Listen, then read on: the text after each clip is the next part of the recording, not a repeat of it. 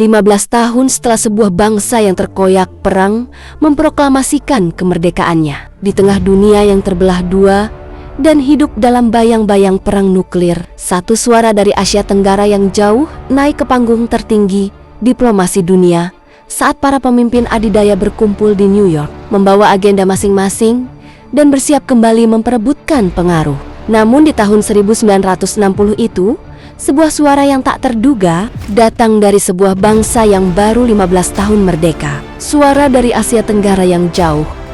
Ia tidak datang sebagai pengikut yang patuh, tidak juga sebagai penonton. Ia datang sebagai penantang. Dengan gagasan di dalam kepalanya dan api perjuangan di dalam hatinya, ia siap mengguncang singgasana para raksasa. Ini adalah kisah tentang momen ketika Insinyur Soekarno membuat para pemimpin dunia terdiam. Selamat datang di Kartel ID.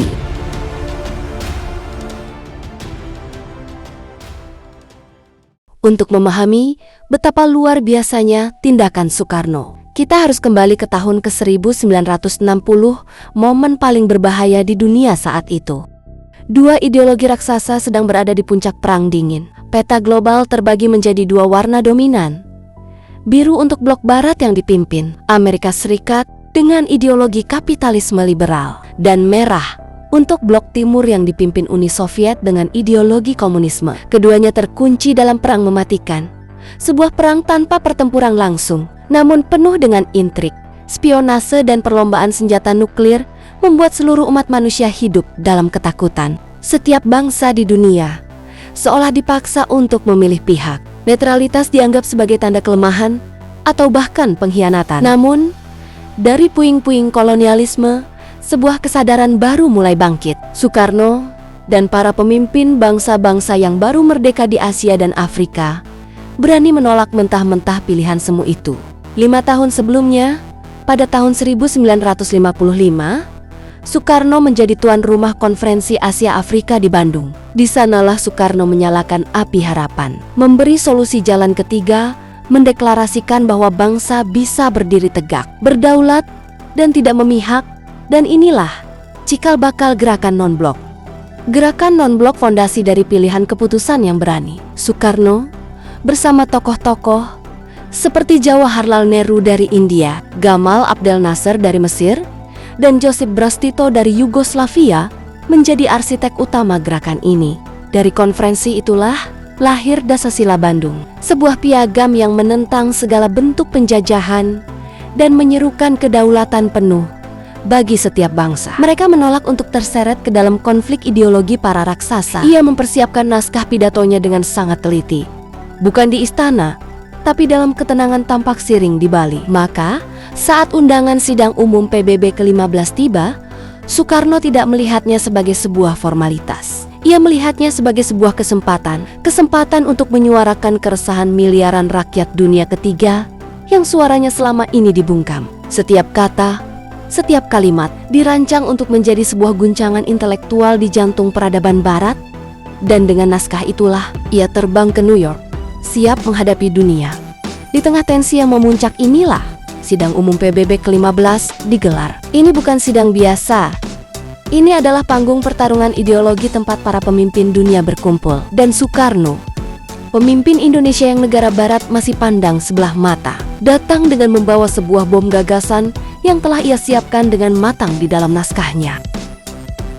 Pada 30 September tahun 1960, udara di dalam ruang sidang umum PBB terasa berat, penuh dengan ketegangan politik yang tak terucapkan. Dengan mengenakan peci hitam kebanggaannya sebagai simbol identitas nasional yang tak akan ia lepaskan, Insinyur Soekarno, Presiden Republik Indonesia, naik ke mimbar hijau marmer yang telah disaksikan oleh sejarah. Ia memulai pidatonya bukan dengan basa-basi diplomatik yang membosankan, tapi dengan sebuah judul yang ambisius dan mengguncang, To Build the World Anew, atau membangun dunia kembali. Ia langsung menembak ke jantung permasalahan. Dengan suara yang tenang namun berwibawa, ia menyerang imperialisme dan kolonialisme. Ia berkata, imperialisme tidak mati, ia hanya sekarat. Celakanya, seperti naga dalam dongeng kuno, nafas terakhirnya menyemburkan api kehancuran yang bisa membakar dunia kita. Ia melukiskan gambaran yang jelas tentang bagaimana eksploitasi satu bangsa oleh bangsa lain adalah akar dari perang dan penderitaan.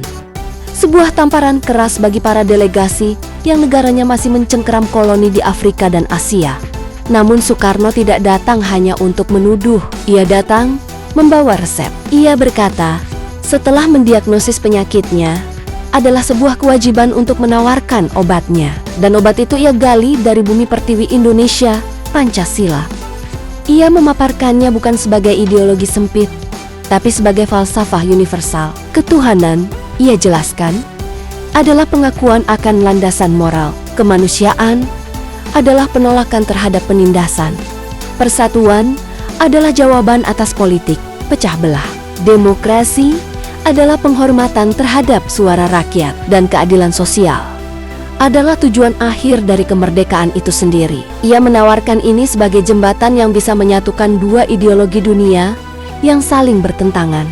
Dan puncaknya, saat semua orang mengira ia akan menutup dengan nada damai, Soekarno justru melancarkan serangan yang paling tak terduga. Ia mengkritik PBB secara frontal. Ia menyebut piagam PBB sudah usang dan strukturnya pincang karena didominasi oleh negara-negara besar. Ia berkata, PBB yang kita miliki sekarang adalah cerminan dunia tahun 1945, bukan dunia tahun 1960. Ia menuntut perombakan total, termasuk usulan radikal untuk memindahkan markas besar PBB dari New York ke wilayah yang lebih netral, mungkin di Asia, Afrika, atau Jenewa, agar PBB benar-benar menjadi milik seluruh dunia, bukan hanya alat bagi negara adidaya. Setelah hampir 2 jam berpidato tanpa henti, Soekarno mengakhiri kalimatnya. Ruangan sidang terasa hening sejenak. Semua pemimpin mencerna bobot dari setiap kata yang baru saja dilontarkan. Lalu gemuruh tepuk tangan membahana bergerama di dalam ruangan. Secara tak terduga, tepuk tangan paling riuh datang dari barisan delegasi Uni Soviet. Nikita Khrushchev, sang pemimpin komunis, bukan hanya bertepuk tangan, ia bahkan berdiri dan dikabarkan menggebrak mejanya sebagai tanda persetujuan. Bagi Khrushchev, setiap kritik Soekarno terhadap imperialisme Barat adalah musik di telinganya, amunisi gratis untuk menyerang rivalnya.